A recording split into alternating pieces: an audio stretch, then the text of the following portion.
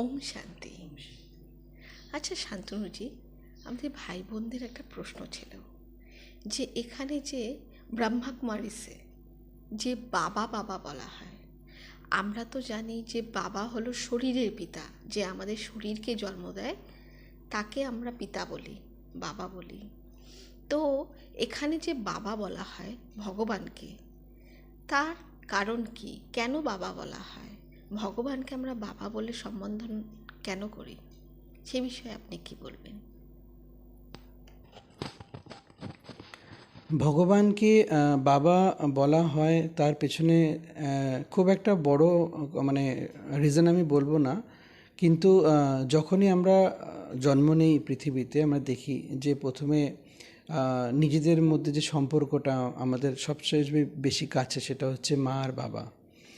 তো মা বাবার উপরে বাচ্চাদের একটা ছোটোবেলা থেকে একটা অনেক বিশ্বাস থাকে কি আমার কিছু একটা হয়ে গেলে পারি বা যদি আমার কিছু অসুবিধা হয় আমি বাবার কাছে বা মার কোলে চলে যাব, তো উনি আমাকে বাঁচাবে।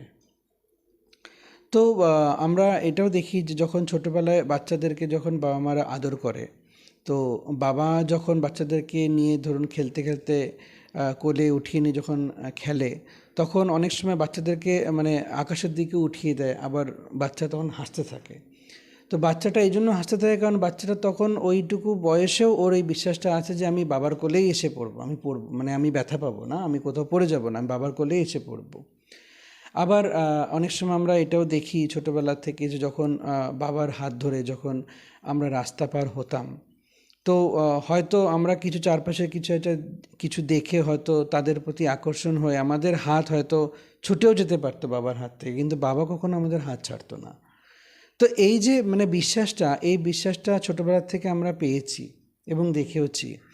এবার কথা হচ্ছে ভগবানকে আমরা বাবা এই জন্য বলি কারণ ভগবানের প্রতি যে আমার যেটা বিশ্বাসটা আছে, এবং আমরা যখনই কোনো কিছু আমাদের জীবনে কোনো কিছু খারাপ হয় বা যখন কোনো কিছু দুঃখ হয়, তখন ভগবানের সামনে গিয়েই আমরা আমাদের যা কথা বলার সেটা আমরা বলি। এবং আমরা এটাও দেখি কি যখন মানে হাসপাতালের ক্ষেত্রে যদি আমরা বলি কি ডাক্তাররাও অ্যাটলিস্ট এমন এমন সিচুয়েশনে ওরা বলতে থাকে কি এখন একমাত্র ভগবানই ভরসা, আমাদের এখানে সায়েন্স এখানে এই অবধি আমরা করতে পারবো এই ট্রিটমেন্ট, এর বাইরে আপনাদের ভগবানের উপরে আপনাদের আস্থা রাখতে হবে। তো একটা সম্পর্কের মধ্যে যখন আমরা ভগবানকে বাঁধি, তো তখন ওই সম্পর্কটাকে সম্পূর্ণভাবে পরিপূর্ণ করতে ভগবানও আমাদের কাছে আসে এবং ভগবান সেই সম্পর্কটাকে খুব সুন্দরভাবে সেটাকে উনি সামলেও নেয়। তো এই জন্য আমরা সবসময় ভগবানকে বাবা এই জন্যই বলি কারণ বাবা শব্দটার মধ্যে একটা বিশ্বাস, অনেক বড় বিশ্বাস এবং অনেক বড় একটা সম্পর্ক জড়িয়ে থাকে। তো ভগবানকে যখনই আমরা বাবা বাবা বলে ডাকি, তো তখন বাবাও একটা টাইমের পরে বাচ্চার কথা শুনতে এবং বাচ্চার কাছে আসতে তখন ভগবানও বেঁধে থাকে। তো এই জন্য আমরা সবসময় ভগবানকে বাবা বাবা বলে সম্বোধন করি, এবং বাবা বললে পারে কী হয় না, নিজের একটা চলে আসে। একটা হয়ে ভগবানকে একটু পর পর বা ভয় ভয় একটা ব্যাপার থাকে, ভগবানকে ভয় পাওয়া বা ভগবানের কাছে এই কথাগুলো আমরা কীভাবে বলবো।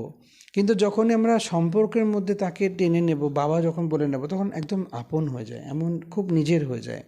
তো যখন নিজের কাছে আমরা কোনো কিছু যখন বলবো তখন আমরা অতটা ইতস্তত বোধ করি না, এবং আমাদের ওই বিশ্বাসটা থাকে যে যে কোনো মানুষকে যদি আমরা কোনো কিছু বলি, সে একটা টাইমের পরে হয়তো কাউকে না কাউকে কথাটা বলে দেবে।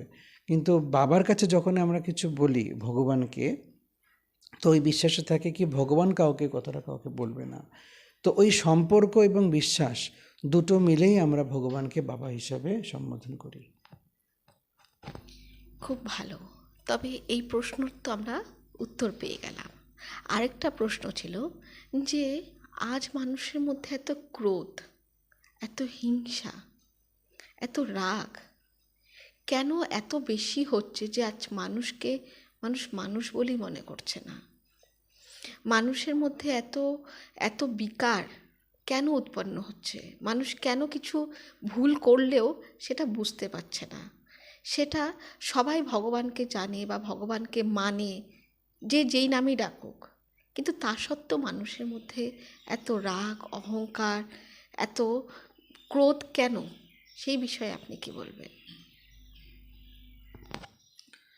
দেখুন, এর আগেও আমরা এই ব্যাপারে একটা কথা বলেছিলাম কি আজকাল সবার জীবনে এত বেশি কম্পিটিশন হয়ে গেছে। তো ওই জন্য কী হয় না কি মনের চিন্তা করার ক্ষমতাও আস্তে আস্তে অনেকের কমে যাচ্ছে। এই জন্য ছোটো ছোটো ব্যাপারে সবার মধ্যে একটা রাগ বেড়ে যাওয়া, এবং যদি কোথাও কারোর ক্ষেত্রে যদি অনেক কারোর কাছে টাকা পয়সা থাকে, সম্পত্তি থাকে, তখন একটা অহংকার চলে আসা।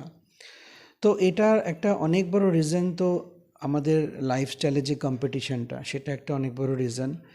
এবং আরেকটা ভাইটাল রিজন হচ্ছে আমাদের খাওয়া দাওয়া, যেটা আমরা এর আগেও ডিসকাস করেছিলাম কি আমাদের খাবারের প্রভাব আমাদের মনের উপরে সবার আগে পড়ে, এবং তারপরেই আমাদের ওই মনের থেকে আমাদের চিন্তাভাবনাগুলো আমাদের কথাবার্তার মধ্যে দিয়ে বা আমাদের চালচলনের মধ্যে দিয়ে বেরিয়ে যায়।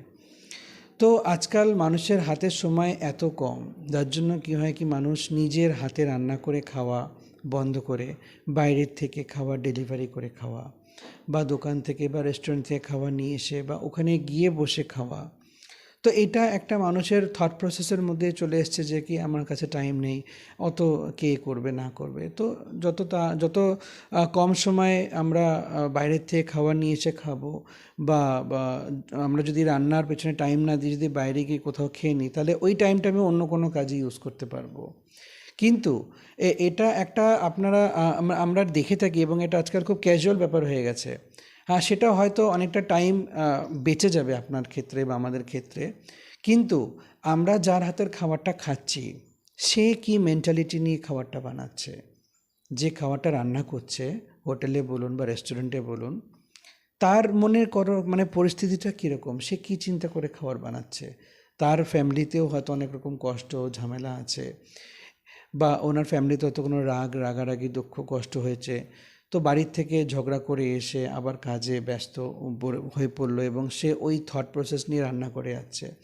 তো ওর মধ্যে ওই দুঃখ কষ্ট বা রাগ যেটা আছে ওর মনের মধ্যে, ওনার সেই ভাইব্রেশনটা ওই খাবারের মধ্যে যাচ্ছে। এবার সেই খাবারটা যখন আমরা যখন খাচ্ছি, তখন সবার আগে মুখের টেস্ট তো একটা আলাদা কথা হয়ে গেল, কিন্তু ওই টেস্টের সাথে সাথে তার যে ভাইব্রেশনটা, যে চিন্তাভাবনা করে রান্না করছিল, সেই ভাইব্রেশনটা আমাদের মনের মধ্যে সবার আগে এফেক্ট করে। এবং তারপরে কি হয়, আমরা আস্তে আস্তে আমাদের কথাবার্তার মধ্যে দিয়ে বা আমাদের শরীরের মধ্যে ওই জিনিসগুলো আস্তে আস্তে বেরিয়ে আসে। কারোর মধ্যে আমরা এটাও দেখি, অনেকে বলে কি অমুকের মধ্যে তো কোনোদিনও অত রাগ ছিল না, কিন্তু হঠাৎ করে এত বাজে ব্যবহার করে কেন করে ফেললো।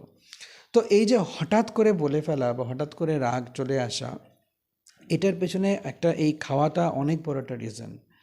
তো আমরা এই জিনিসটাকে একটু মানে সংযম করি, যদি কি আমরা যত কষ্টই হোক বা যত টাইম কম থাক, অ্যাটলিস্ট যদি আমরা নিজের হাতে রান্না করে খাই, বা ঘরের মা বাবা বা যেই আছে আমাদের ঘরে তাদের হাতে যদি রান্না খাই, তাহলে সেই খাবারের এফেক্টটা বাইরের হাতের লোকের হাতের খাবারের এফেক্টের থেকে অনেকটা পরিমাণে কম হবে।